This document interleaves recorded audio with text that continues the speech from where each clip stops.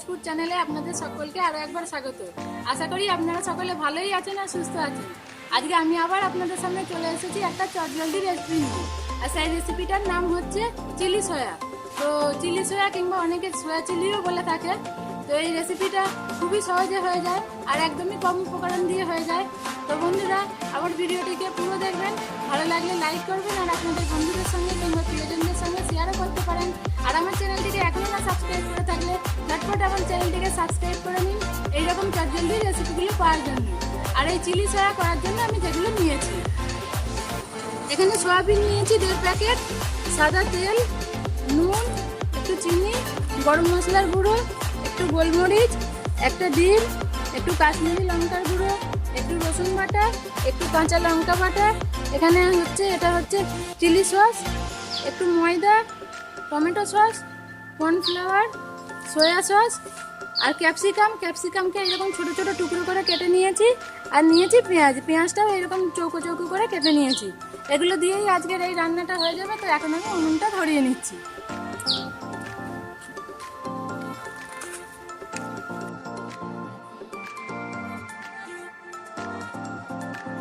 সবার প্রথমে আমি সয়াবিনটাকে সেদ্ধ করে নেবো, তার জন্য উনুনে কড়াটাকে বসিয়ে দিচ্ছি।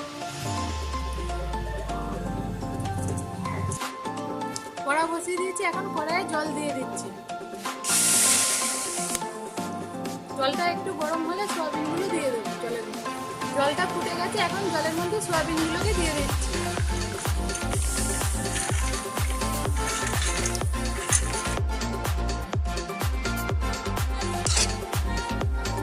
দু-তিন মিনিট ফুটে গেলে সয়াবিনটাকে নামিয়ে নেব।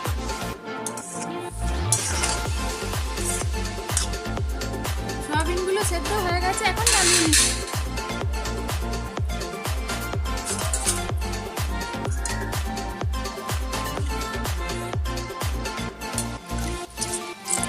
সয়াবিনগুলোকে ভালো করে 4-5 বার ধুয়ে নিয়েছি আর এইরকমভাবে নিংড়ে নিচ্ছি। একটুও যাতে না জল থাকে সেইভাবে ভালো করে নিংড়ে নিতে হবে সয়াবিনগুলোকে।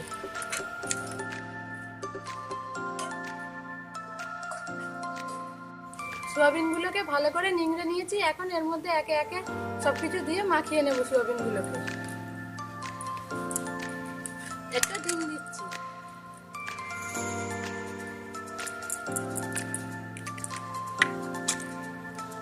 একটু ময়দা দিচ্ছি,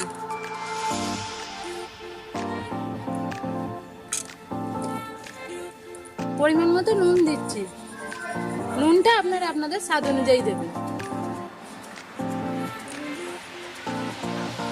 কর্নফ্লাওয়ার দিচ্ছি,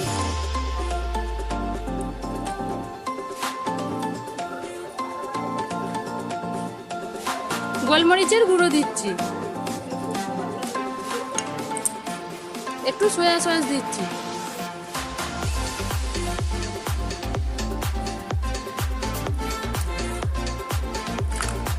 ভালো করে মাখিয়ে নিচ্ছি।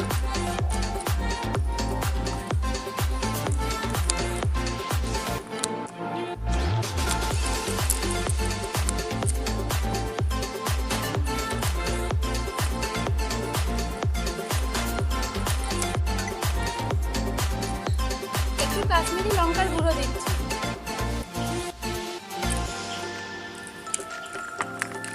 আবার একটু ভালো করে মেখে নিচ্ছি। সয়াবিনটাকে সেদ্ধ করে ভালো করে কড়াটাকে ধুয়ে নিয়েছি আর এখন কড়াইয়ে দিয়ে দিচ্ছি সাদা তেল।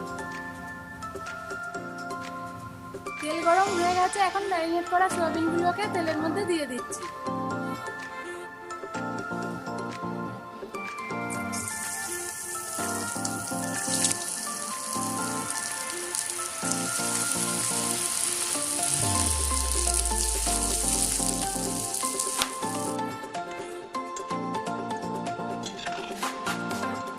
সয়াবিনগুলো দেখুন কিরকম ফুলে বড় বড় হয়েছে।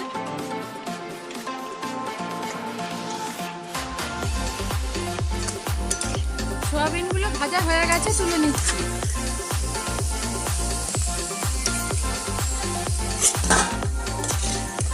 বাকি সয়াবিনগুলোকেও একইভাবে ভেজে নিচ্ছি।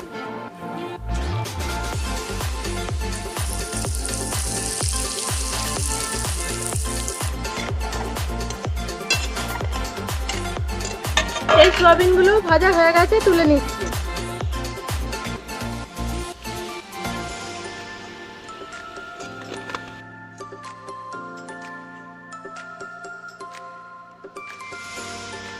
তেলটা একটু কমিয়ে নিয়েছি, এই তেলের মধ্যে এখন পেঁয়াজগুলোকে দিয়ে দিচ্ছি।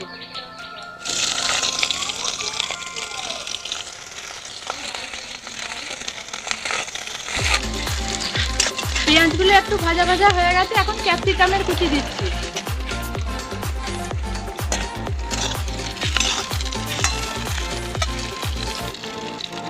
এখন রসুন আর কাঁচা লঙ্কা বাটাটা দিয়ে দিচ্ছি।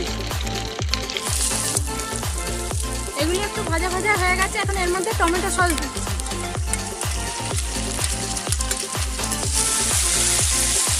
সয়া সস দিচ্ছি, একটু চিলি সস দিচ্ছি,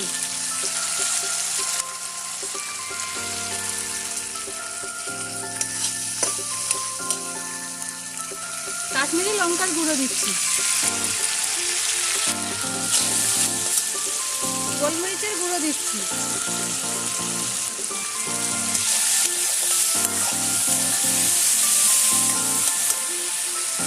সামান্য একটু জল দিচ্ছি।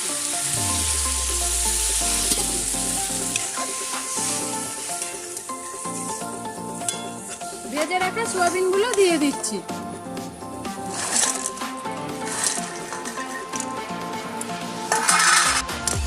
অল্প করে একটু নুন দিচ্ছি, নুন আমি আগে দিয়েছিলাম, ওই জন্য এখন অল্প করে দিচ্ছি। একটু চিনি দিচ্ছি, চিনিটা আপনারা চাইলে নাও দিতে পারেন।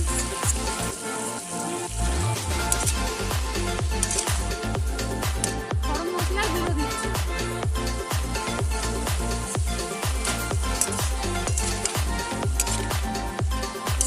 কম আছে, এখন একটুখানি চাপা দিয়ে দিচ্ছি এগুলো সেদ্ধ হওয়ার জন্য।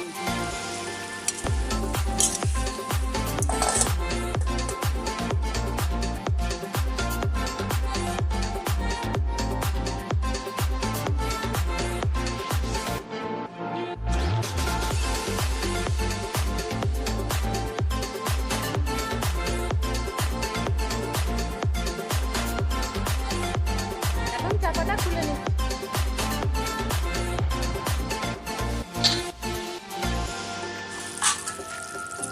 ওপর থেকে চেরা কাঁচা লঙ্কা দিয়ে দিচ্ছি। আপনারা যদি কেউ এটা আরেকটু মিষ্টি মিষ্টি খেতে পছন্দ করেন, সেক্ষেত্রে আরেকটু চিনিও দিতে পারেন। সয়া চিলিটা হয়ে গেছে, নামিয়ে নিচ্ছি।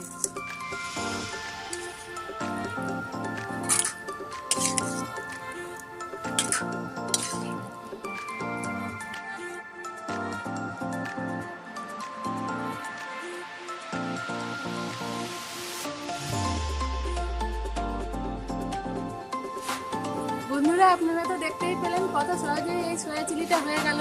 রোজকারের একঘেয়েমি খাওয়া দাওয়া থেকে একটু অন্যরকম হলো। তো আমি এখন খেয়ে আপনাদেরকে বলছি কিরকম হয়েছে।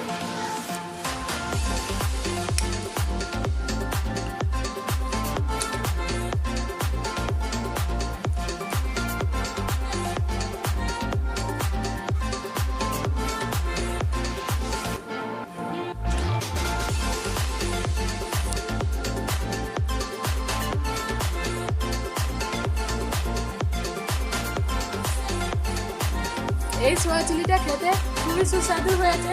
এটা রুটি কিংবা পরোটা, লুচি সব কিছুর সঙ্গে ভালো লাগবে, ফ্রাইড রাইসের সঙ্গেও খাওয়া যাবে, তাতেও খেতে খুবই সুন্দর লাগবে।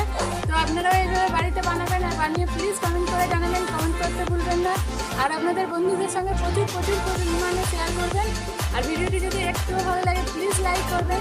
আর আমার চ্যানেলটিকে এখনও না সাবস্ক্রাইব করে থাকলে ঝটপট আমার চ্যানেলটিকে সাবস্ক্রাইব করে নেবেন, আর পাশে থাকা বেল আইকনটিকেও ক্লিক করে দেবেন। তাতে করে আমি যে আগামী দিনে এরকম চটজলদি রেসিপিগুলো পোস্ট করবো, আপনারা সবার প্রথমেই পেয়ে যাবেন।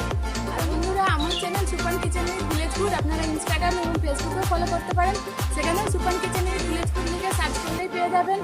আর বন্ধুরা, সামনেই দুর্গা পুজো, সকলকে শারদীয়ার অনেক অনেক শুভেচ্ছা। সকলেরই পুজো খুব ভালো কাটুক।